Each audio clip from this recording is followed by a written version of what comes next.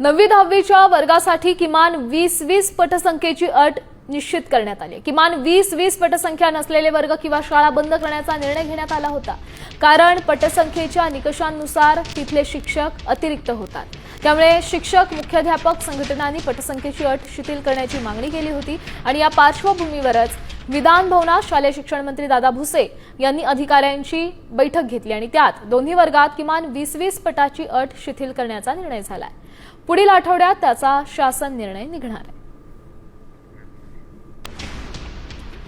तर कशी अट बदलेल? 9वी आणि 10वी दोन्ही वर्गात मिळून 40 विद्यार्थी असण्याची अट होती, मात्र एका वर्गात किमान 15 विद्यार्थी असावेत। त्यासोबत गुणवत्तेच्या दृष्टीने दोन्ही वर्गातील एकूण विद्यार्थी 50 असावेत अशी अट आहे। 3 ते 5 किलोमीटर अंतरावरील शाळांसाठी किमान पट बंधनकारक असेल। निकष पूर्ण न करणाऱ्या शाळांचं जवळच्या शाळांमध्ये समायोजन शक्य होईल।